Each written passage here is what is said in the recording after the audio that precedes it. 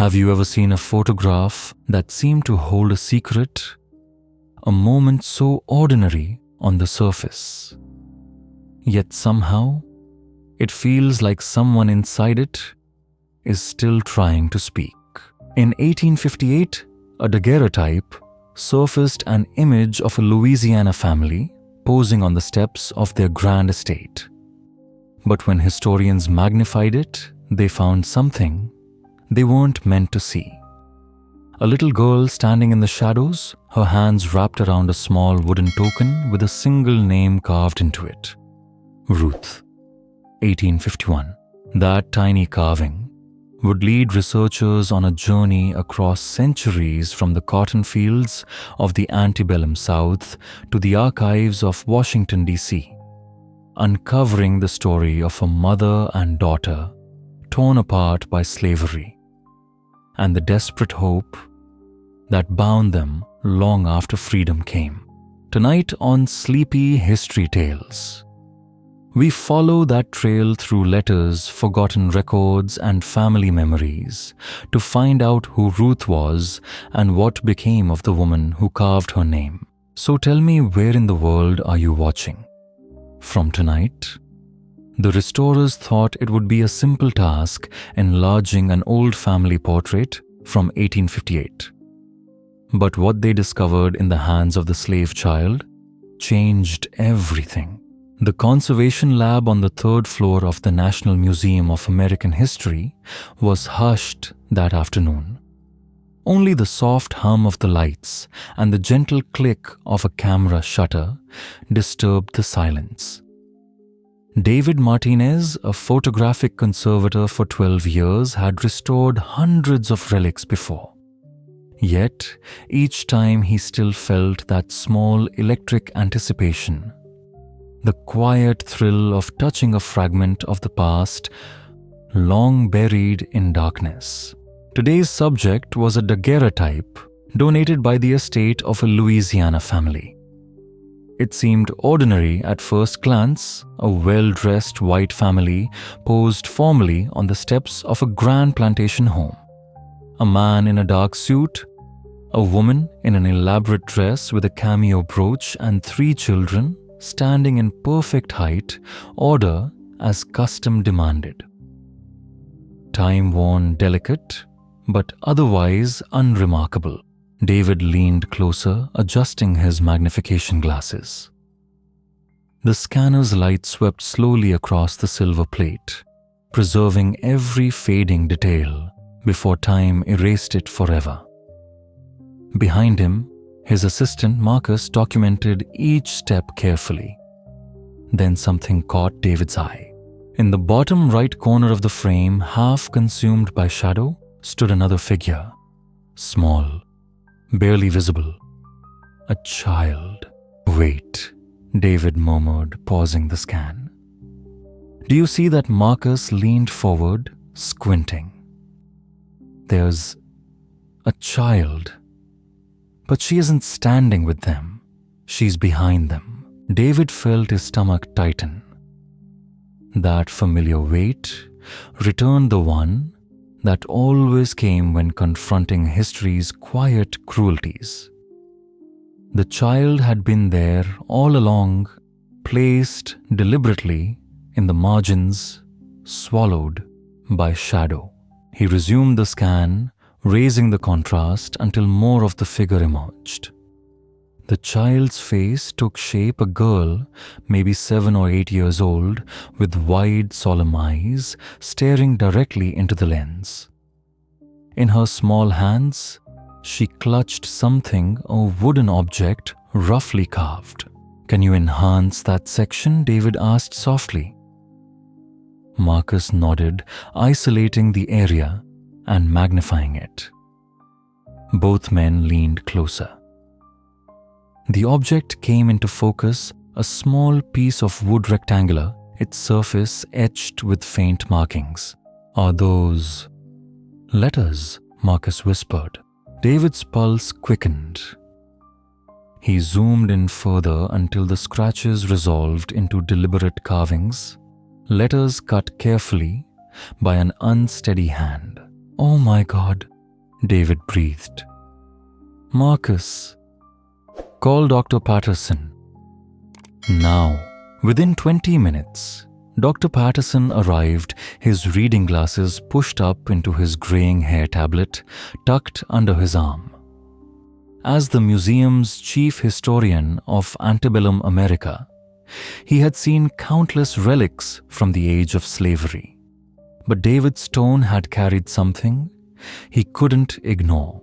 "Show me," he said quietly. David opened the enhanced image. On the glowing screen, the child's tiny hands held the object close to her chest, as if protecting it. The carvings were rough but deliberate, formed by someone with little means but immense resolve. Ruth Dr. Patterson read aloud, voice trembling just slightly. "And below it, is that a date? 1851. Marcus confirmed softly. 7 years before this photo was taken. Dr. Patterson exhaled slowly and removed his glasses.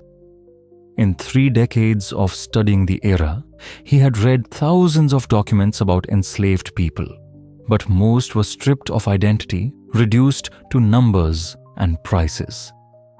To see a name, her name literally carved and held by the child herself, that was something else entirely. He leaned closer.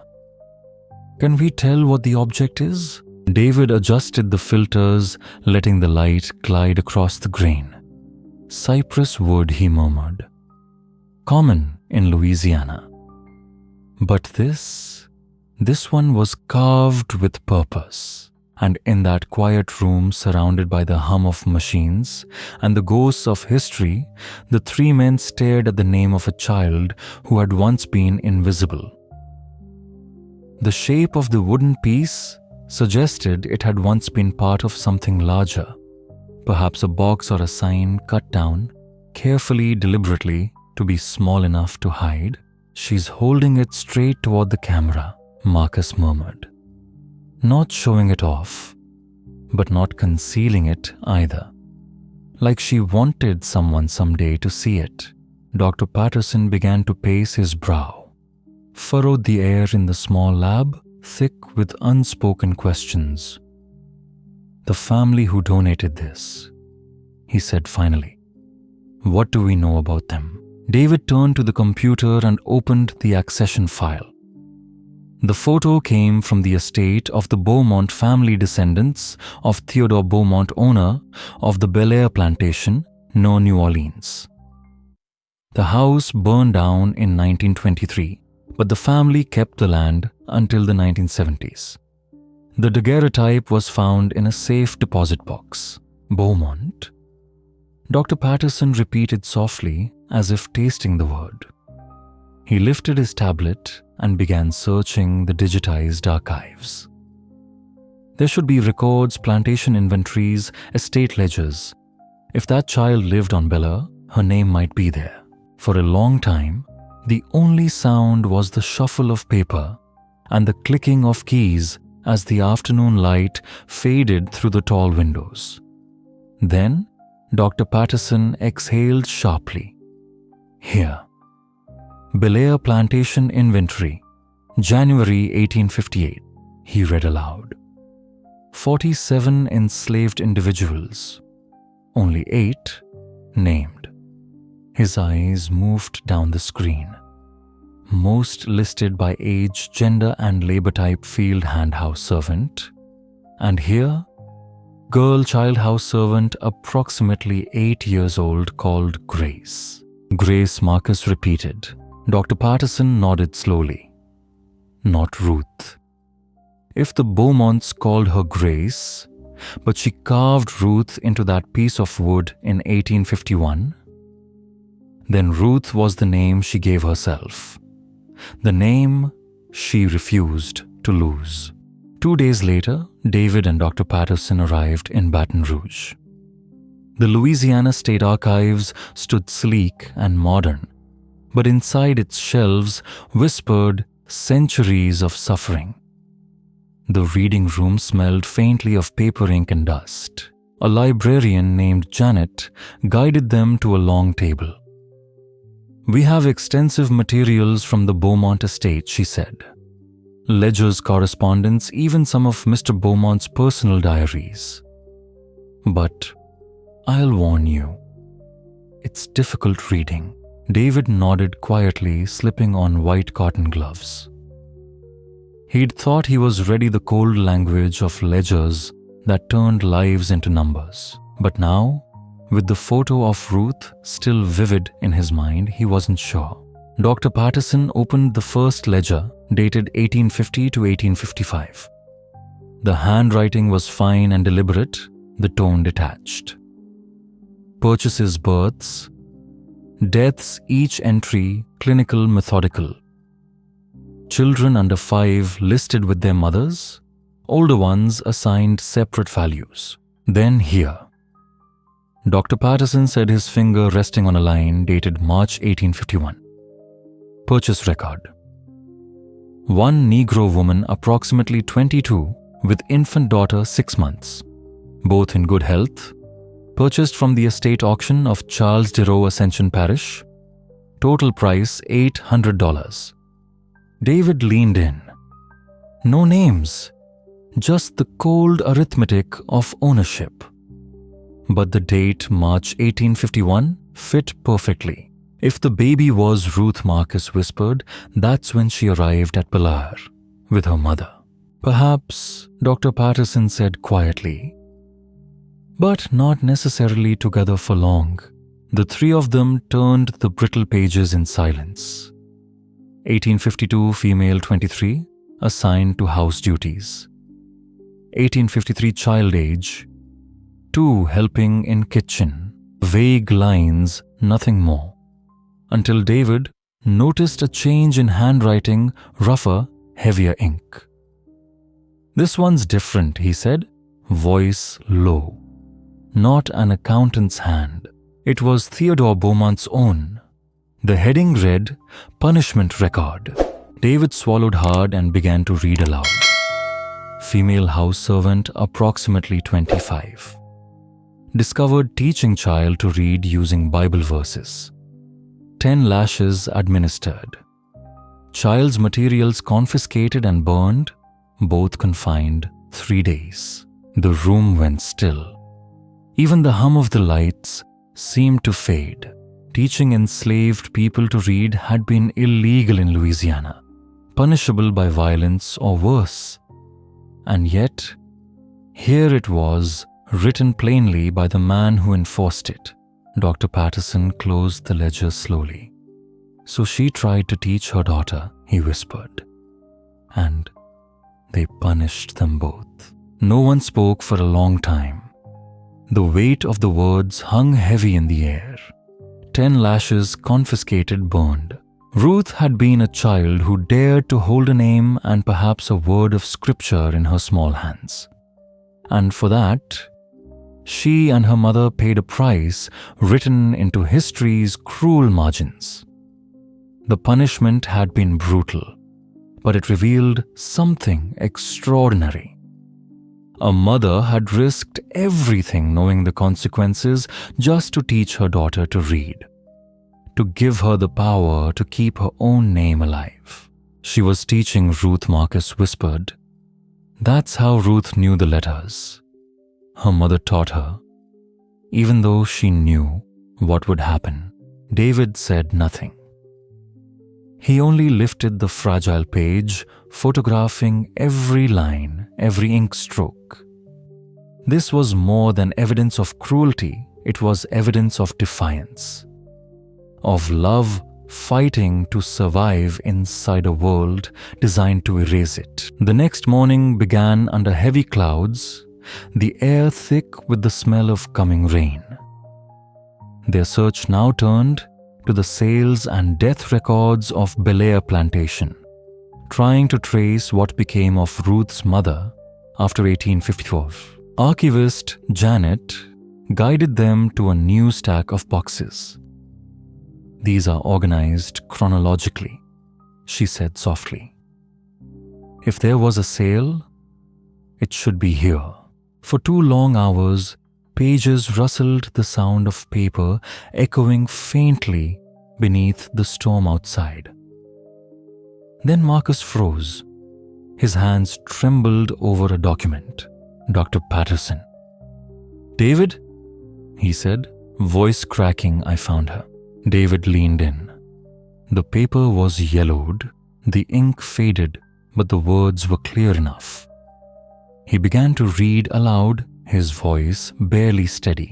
Bill of sale. One Negro woman, approximately 26 years of age, experienced in house service and cooking, in good health and of sound body. Sold by Theodore Beaumont of Belair Plantation, St. James Parish, to William Thornton of Thornton Cotton. Works Adams County, Mississippi. Price received $950. This 15th day of October 1855. When he finished, the room was silent. Only the low hum of the air system filled the air. Mississippi. Over 150 miles away. In that time, that distance might as well have been the edge of the world. No letters, no visits, no way back, Dr. Patterson said quietly. Ruth would have been about 4 years old enough to remember, old enough to know she was losing her mother. Marcus searched his tablet for the buyer's name. Thornton Cotton Works, he murmured. They owned over 200 enslaved people by 1860. Reports say conditions there were brutal even by the standards of that time. William Thornton was known for working people to death and simply replacing them. David felt a deep ache rising in his chest. He looked again at the photo on his screen, at the tiny girl holding that wooden token carved with her name. She had been 4 when her mother was sold away. But she had kept that piece of wood, kept her true name for 4 more years until the photograph was taken. How many nights? David wondered, had she held it tight in her hands, whispering her mother's words to herself? How many times had she traced those letters in the dark, trying not to forget the sound of her voice? We need to find out if Ruth's mother survived, David said finally. If she ever tried to find her daughter. Dr. Patterson nodded grimly. Mississippi records are incomplete. Many were lost during the war, but we'll try. The rest of the day passed in quiet concentration. They catalogued every entry, every trace of the Beaumont estate they could find.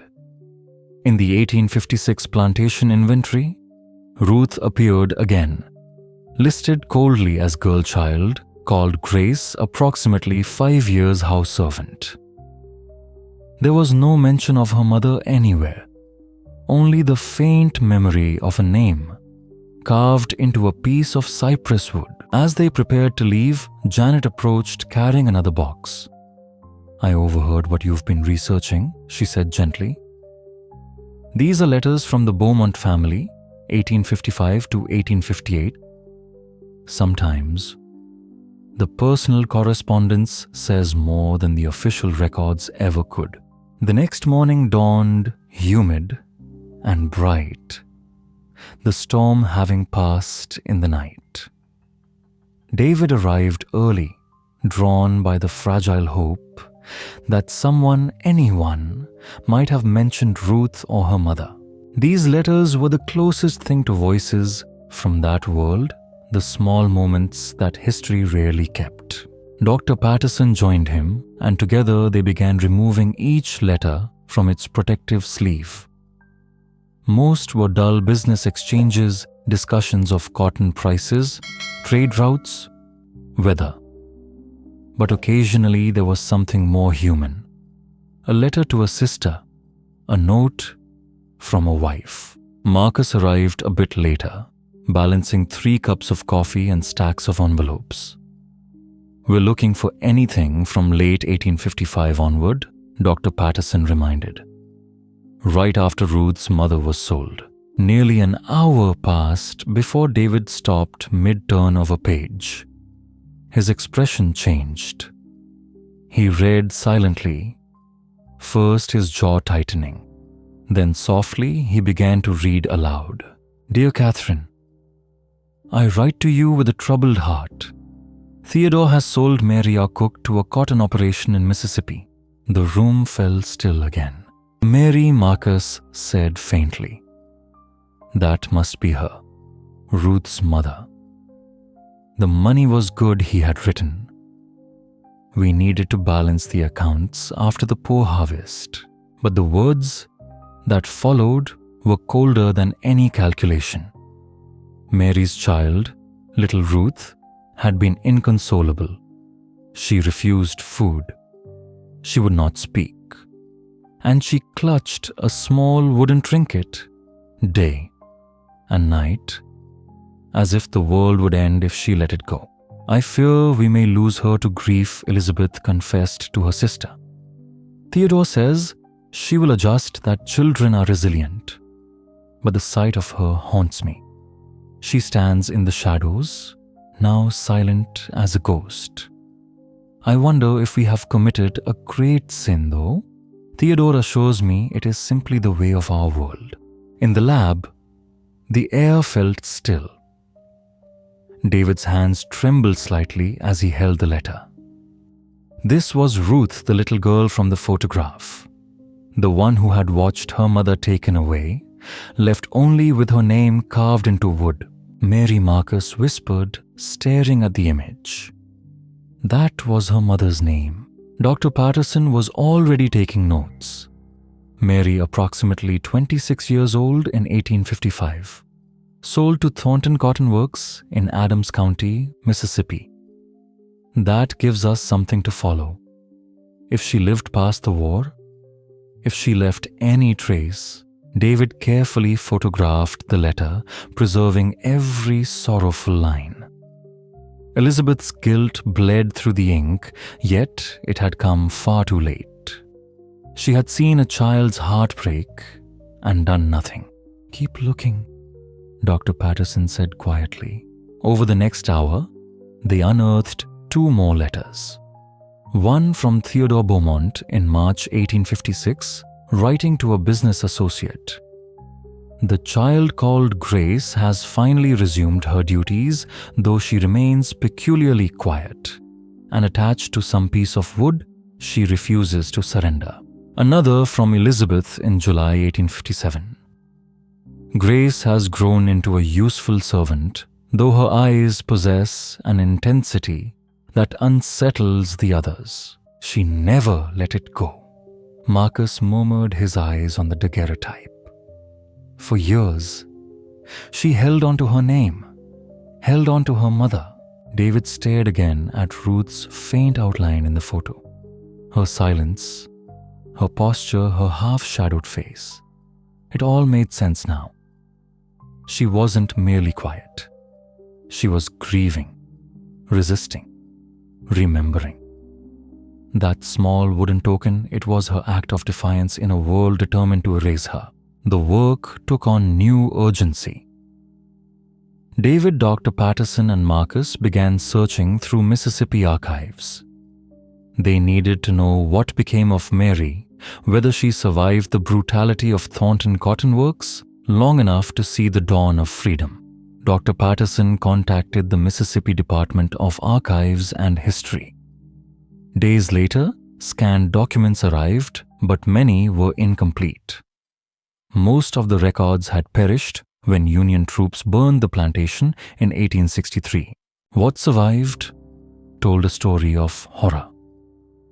Thornton's empire had been vast, merciless. The mortality rate among enslaved workers 15% per year. Men, women, children, all consumed by overwork, disease, starvation. William Thornton's rule was simple and monstrous. Work them until they die, then buy more.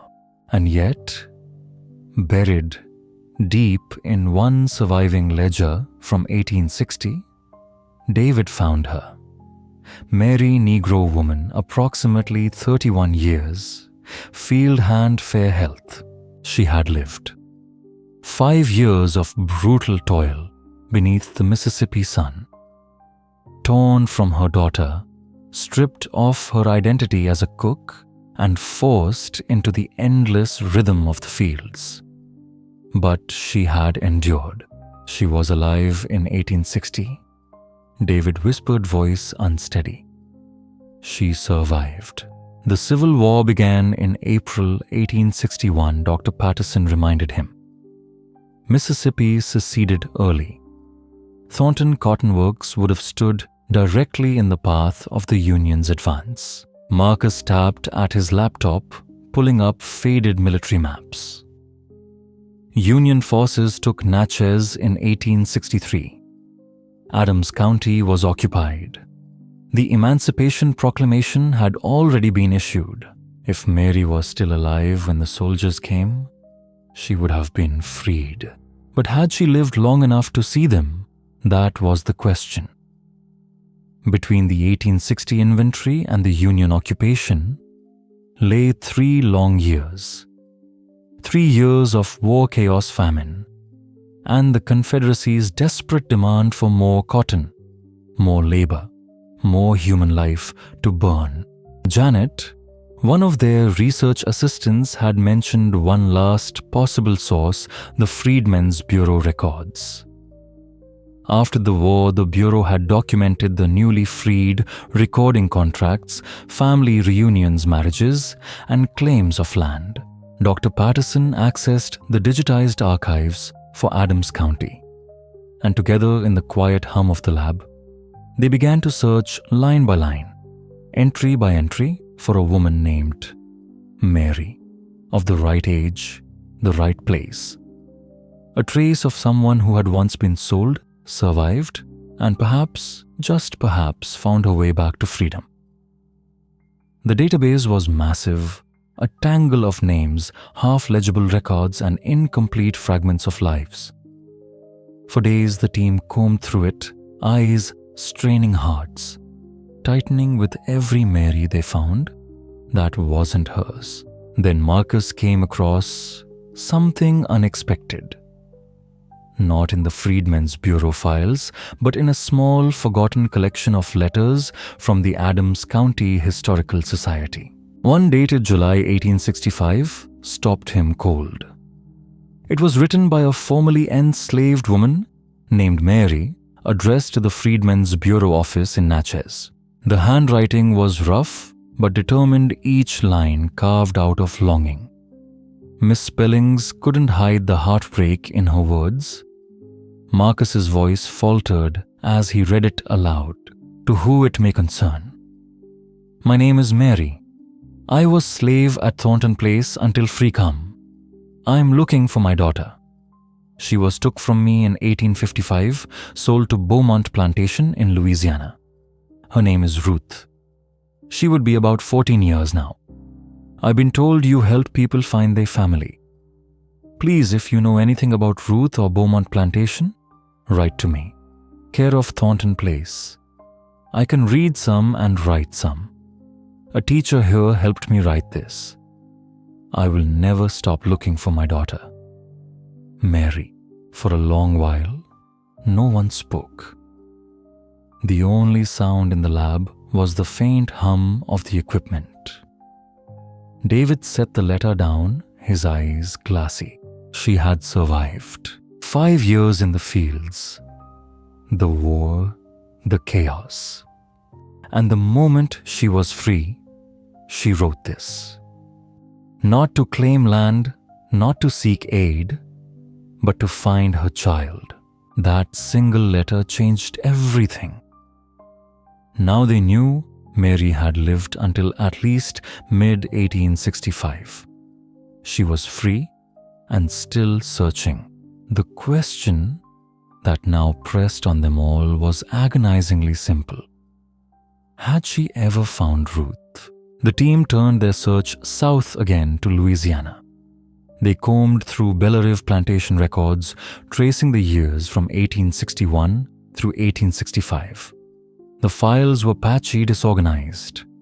Theodore Beaumont had apparently stopped keeping precise ledgers as war chaos spread. Yet fragments remained enough to suggest the plantation had continued production through the conflict supplying cotton to the Confederacy. Then came 1863. Union troops swept through southern Louisiana, and Bellerive was seized. The old order collapsed. Freedom was declared, though for many it came with confusion, poverty, and fear.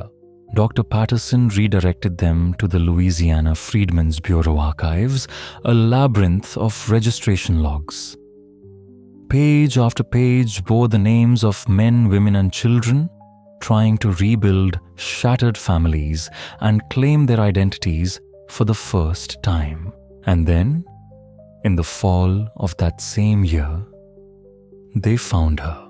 A registration form from September 1865 filed at the Freedmen's Bureau office in New Orleans. The ink, though faded, still spoke clearly. Name, Ruth Mary. Age, approximately 14 years. Former place of enslavement, Bellerive Plantation, St. James. Parish, current residence, New Orleans Occupation House. Servant for the Beaumont family under labor contract. Seeking information about Mary Mother, last known at Thornton Cotton Works, Adams County, Mississippi. Sold away, October 1855. Ruth Mary, Dr. Patterson whispered.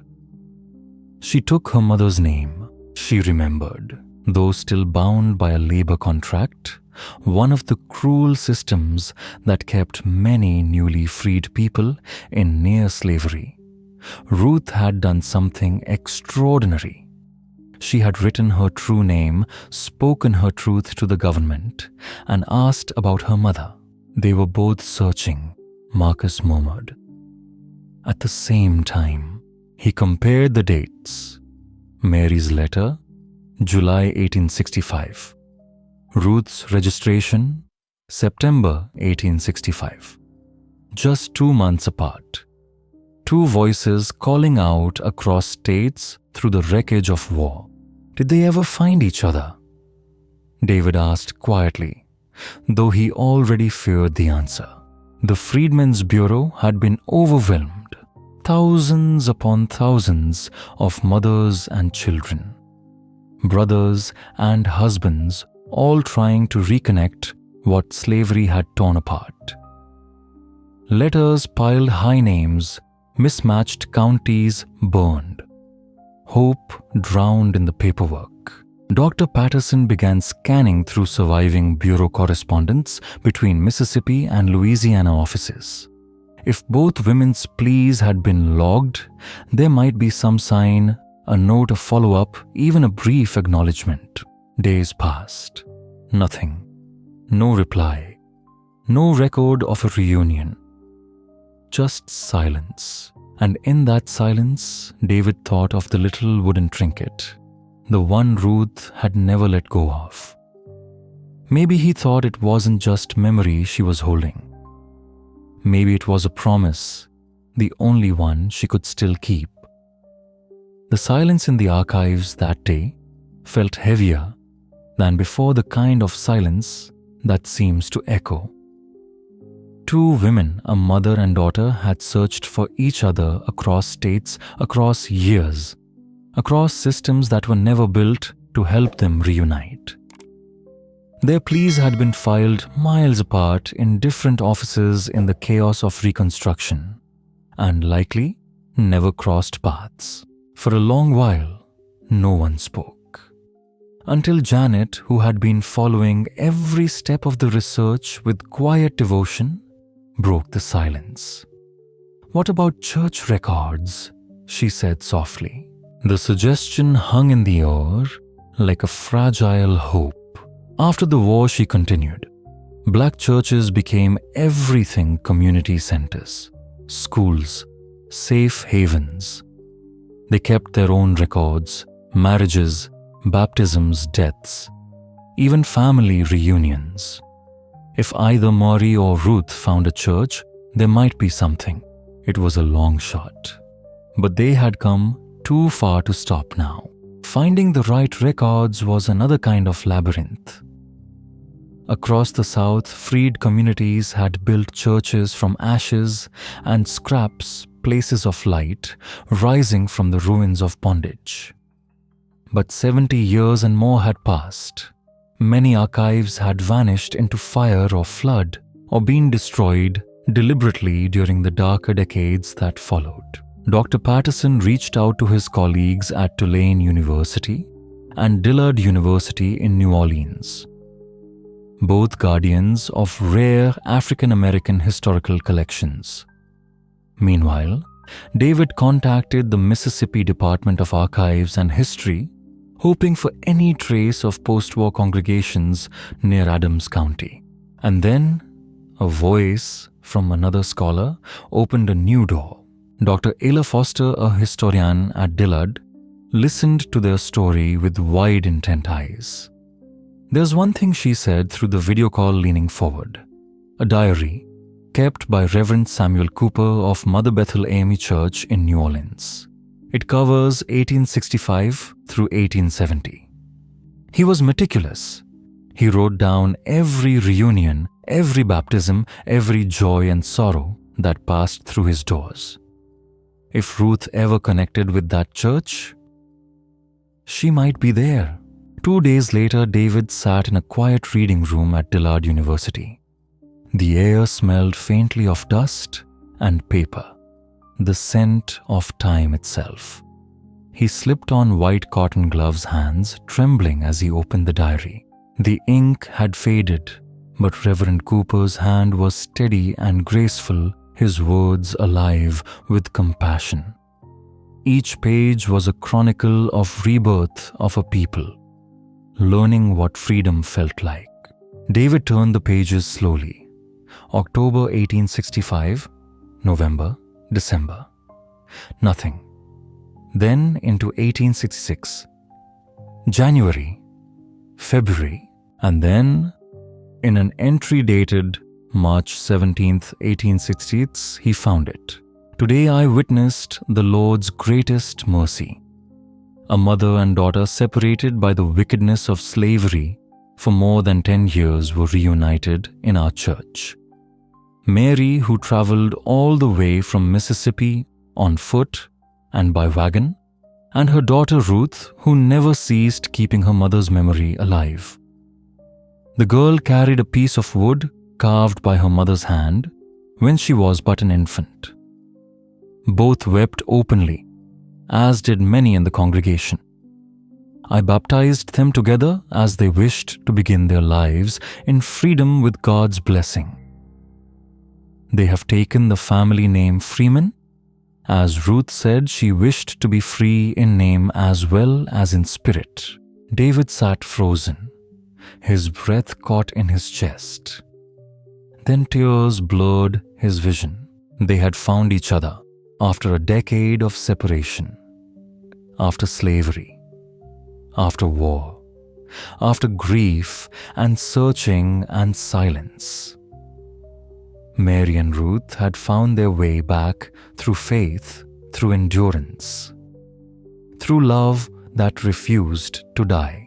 He called Dr. Patterson and Marcus, immediately reading the words aloud, his voice trembling. On the other end of the line, both men went silent, and when they spoke, their voices broke. Ruth Freeman, Marcus whispered. She chose that name. Ruth Mary Freeman. Dr. Patterson repeated softly. They really found each other. The moment hung heavy, both miraculous and unbearably human. But with that miracle came new questions. How had Mary found her daughter? How long had they been together? What life had they managed to build from the ruins? David turned back to Reverend Cooper's diary. In later entries, the name Freeman appeared again and again. Mary working as a laundress. Ruth teaching younger children to read, continuing the quiet legacy her mother had once risked everything to begin. The two of them had become pillars in their church community. Reverend Cooper wrote of Mary's kindness, her habit of sharing what little she had with those who had even less, of Ruth's steady patience, her sharp mind, and her quiet conviction that knowledge was the purest kind of freedom. Following the Freeman family's trail through Reconstruction was painstaking work. Piece by piece, record by record, David and his team reconstructed the outlines of two lives reborn. And then the next piece emerged, the 1870 US Census. There they were. Mary Freeman, 41 laundress. Ruth Freeman, 19 teacher. Living together, Ward 5, New Orleans. David exhaled shakily. They made it, he whispered. She became a teacher, Marcus said, his voice full of quiet pride, as if Ruth were a friend he had known all his life. From being punished for learning to teaching others, Dr. Patterson found even more. In the Freedmen's Bureau school reports from 1869, Ruth's name appeared again, listed as a teacher at one of the first schools for black children in New Orleans. And for a moment in that silent archive, all three of them just sat there, letting the weight of that name and what it represented sink in. From a wooden token carved in secret to a name written freely on a teacher's register. It was a circle completed,